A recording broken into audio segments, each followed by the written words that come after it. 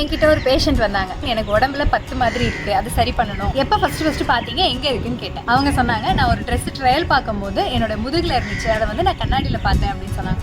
அப்போ அவங்க சொல்லும் போது எனக்கு இந்த ஒரு விஷயம் ஸ்ட்ரைக் ஆச்சு. இந்த மாதிரி ஒரு ட்ரெஸ்ஸை ட்ரையல் பார்க்கும் போது உடம்புலேருந்து அந்த ட்ரையல் பார்த்த ட்ரெஸ்ஸுக்கு அந்த கிருமி டிரான்ஸ்ஃபர் ஆயிருக்கும், திருப்பி அதே ட்ரெஸ்ஸை மடிச்சு வச்சிருப்பாங்க, வேற யாராவது வந்து ட்ரையல் பார்க்கும்போது திருப்பி அது அவங்க உடம்புக்கு போகிறதுக்கும் சான்ஸ் உண்டு. ஸோ நம்ம நிலைமை யோசிச்சு பாருங்களேன், நம்ம பாட்டு கடைக்கு போகிறோம், ஒரு 7-8 ட்ரெஸ் எடுத்து ட்ரையல் பார்க்குறோம், அதில் ஏதாவது ஒரு ட்ரெஸ் அந்த மாதிரி இருந்ததுன்னா என்ன பண்ணுறது? ஃபர்ஸ்ட் இந்த மாதிரி 10 இருக்கு அப்படின்றவங்க இந்த மாதிரி பப்ளிக் பிளேசஸ்ல போய் இந்த மாதிரி மல்டிபிள் திங்ஸை நீங்கள் உங்கள் உடம்புல ட்ரை பண்ணுறதா இருந்தால் அதை பண்ணாதீங்க. பிகாஸ் இது வந்து மற்றவங்களுக்கு ட்ரான்ஸ்ஃபர் ஆகும். உடனே போய் உங்கள் டாக்டர் பாருங்க. பிகாஸ் இதை சீக்கிரமாக கியூர் பண்ணோம்னா சீக்கிரமாக கியூர் ஆகிடும். இதெல்லாம் நம்மள அறியாமல் நம்ம பண்ணிட்டு இருக்க மிஸ்டேக்ஸ்.